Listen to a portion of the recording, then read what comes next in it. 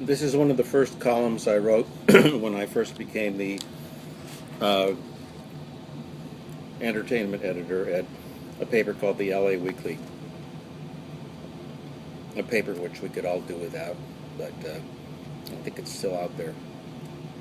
And I won't say too much about this. It speaks for itself. And it's called a Declaration of War. It would be exhausting for me to pretend to be nicer than I am. In fact, it would be downright debilitating to the best of my creative energies. So I do not care to approach the public as a lover, nor could I succeed for that matter. I started out as a generous but very spoiled boy, and I seem to have turned into a slightly punch-drunk and ugly club fighter who can fight clean and fight dirty, but who likes to fight. I have not gotten nicer as I've grown older. And besides, I've burned away too much of my creative energy and picked up too slowly on the hard, grim, and maybe manly knowledge that if I am to go on saying what my anger tells me to say, I must get better at overriding the indifference that comes from the snobs, arbiters, managers, and conforming maniacs who manipulate most of the world of letters and sense at the core of their unconscious, that the ambition of a writer like myself is to become consecutively more disruptive, more dangerous, and more powerful. Norman Mailer. Before I began this column, my editor and I had a slight difference of opinion regarding its content. I understand you have a reputation for being the angry young man, he said. Well, this can't be a forum for you to sound off. He stopped to look at me, chewing thoughtfully on his pencil. You know, he mused, you don't seem like an angry person. Another pause. Are you angry? I mean? Well, what can I say? Yeah, I guess I am. And despite my previous agreement to, keep it light and breezy, this week I feel like mouthing off a bit. So if you're not in the mood to listen, I suggest you take your leave right now. But why are you angry, you might well ask. And I think you've got a lot of fucking nerve asking that. Hell, just take a look. Take a look around you. It's a goddamn mess out there. And unless you're a total Terry Cole Whitaker addict or a complete fool, it's going to piss you off or else make you crazy sooner or later. My question is, how come anger makes you squirm like that? It's as if anger is the great taboo these days. Look, I know you're frustrated, and quite rightly. If I had some dreary little life that afforded me no opportunity to vent the poisons inside myself, I'd be frustrated too.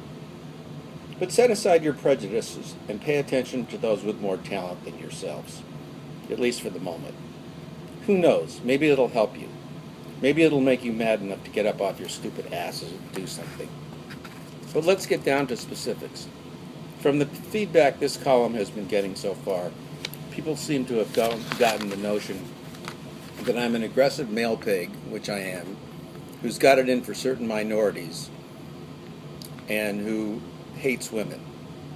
Now that last one is a ridiculous idea. I love women. Truly, it's just that when they start yapping about what a raw deal they've got, well, it just gets to me sometimes. I mean, everybody knows that women are holding all the cards when it comes to real power. I'm talking about sexual power, obviously. Just ask old Freud if you don't believe me. Oh, sure, menfolk might have a few aces in the business at the money department, but when it comes to when they come home at the end of the day, those gals have got us by the balls, and they know it. They're not kidding me for 1 second. It's true, I do tend to be sort of a get your biscuits in the oven and your buns in the bed, a Kinky Friedman song kind of guy. I also think that, how can I put this? It's like I think that the songs written about women by men are probably a lot more worthy than the women themselves. Like the songs that Hank Williams wrote about his wife were probably much more beautiful than his wife ever was. I guess that sort of sums up my attitude. Now, as far as gays, blacks, and Mexicans go, heck, I'm not prejudiced. I think they all suck. Sorry, just kidding. Actually, what gets to me is groups of people.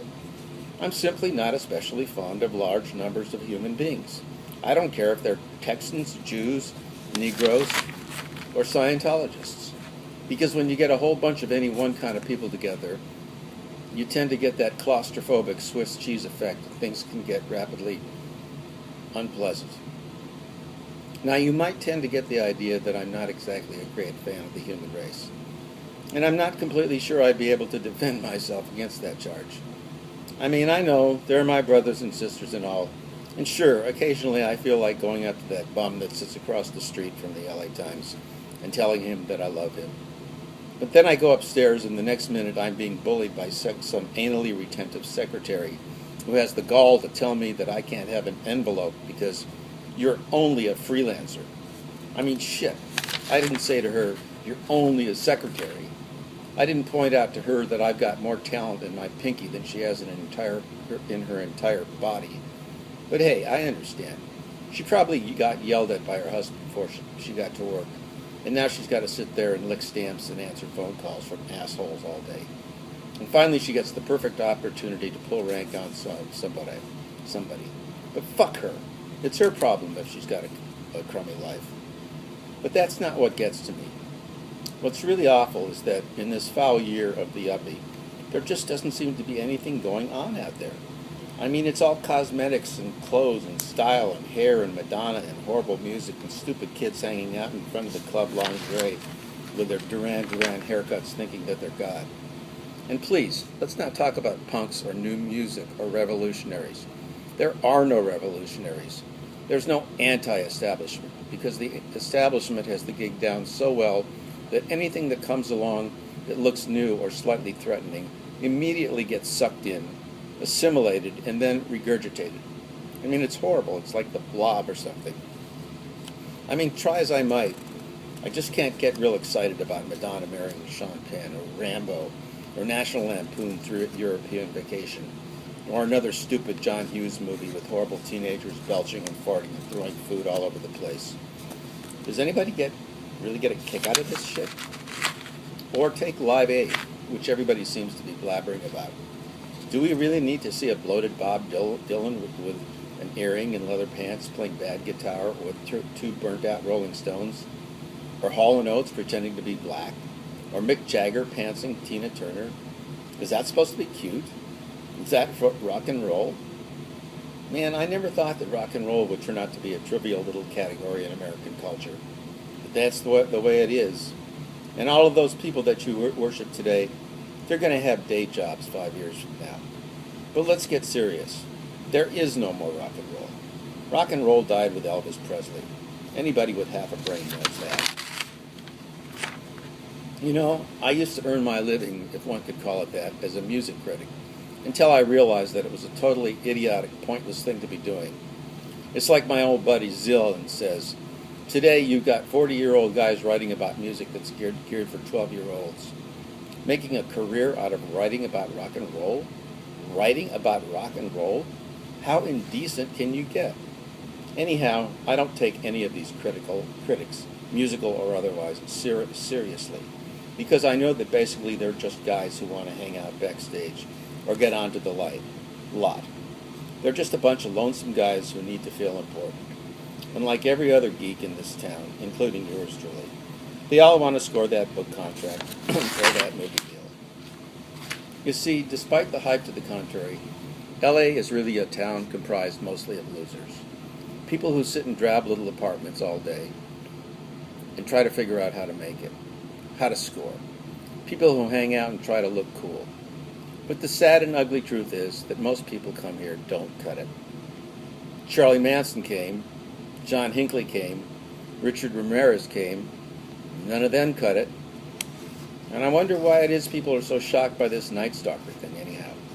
Or by some guy who goes into McDonald's and blows away 55 people. What's so fucking strange about that? I'm just amazed we don't have 50 of those guys a week. You know, some poor bitten down fucker who can't handle it anymore. Well, I'll tell you what, we're going to have a lot more of those guys before it gets worse. Mark my words. Because it's totally nuts out there. People are killing themselves, their parents, their wives, their neighbors. Kids are joining cults, committing suicide, doing tons of drugs, turning to demon worship, contracting venereal diseases at the age of 10. Everywhere you look, there's disease, death, and madness. Those are the big three, right? My job while I'm here is simple. It's to stay alive and stay sane. And that's all. How do I do it? Well, I go to the gym, hit the bag a little, or I bang on the typewriter. You don't really think I do this for fun, do you? Get serious, man. Writing is a horrible, humiliating way to make a living, believe me. Hell, I could have been a happy orthodontist or a carefree proctologist if I wanted to. But life is too fucking short, man. I do this because I have to, that's all. There's no great mystery to it. You see, when I began writing this column, I decided that the only way it would mean anything to me was to stand out from amongst the plethora of cowards and bores in this town who refer to themselves as writers. To declare war, as it were. War on the snobs, pimps, ass-kissers, and star-fuckers who fancy themselves to be tastemakers and trendsetters. War on the people who grind you down and beat you down every day until you're too fucking tired to try anymore. Meanwhile, while we're here, we do battle. But it's not enough merely to be a good fighter. You've got to be the badass dude around. You've got to deliver a KO every time out. Because if you're only the second best, people are always fucking with you. So you've got to kick ass and keep kicking ass until you can't fight anymore. Until they clear away the bodies. And don't kid yourself. Don't let them lull you into thinking it's anything less than a war out there. Right this very second, there's someone in the wings waiting to take your job or steal your wife, fuck you over in some way. There's some guy lurking in the bushes outside your house waiting to rape your daughter or blow your face off. Now, if you want to be one of those people who turn the other cheek, hey man, that's up to you. My modus operandi is an eye for an eye. I guess all I can really say to you is, if you feel that there's something you've really got to do while you're on this planet, then fucking do it, man. Quit your job. Leave your wife and family. Go for broke. You say you want to find true love or God or Nirvana or whatever, now's the time. Because every day they waste you a little bit more. They suck out a little bit more of the lifeblood. And then one day you wake up and you're too old and too tired to fight anymore. And that's when they've got you by the balls. And the price you pay for sitting back and taking it easy, for watching from the sidelines, is your soul, little buddies. Nothing more, nothing less. That's the price you pay for your cowardice, for refusing to look at the stupidity, the ugliness, and the insanity. Wake the fuck up, man. Move. Do something. Join up now. No, I don't mean join my battle, because my battle is mine and yours is yours, and ultimately we're each alone. But you've got to choose sides, nevertheless. That's just the way it is. There's no middle ground. So if you want to join the ranks, fine. If not, then simply by the nature of the game, you're my enemy. And if that's the case, I suggest you stay the hell out of my way, because I'm playing for keeps. And I intend to do some serious damage before they zip me away in that plastic bag and haul my carcass out of there. The time is now. The choice is yours. The battle lines are drawn. The end.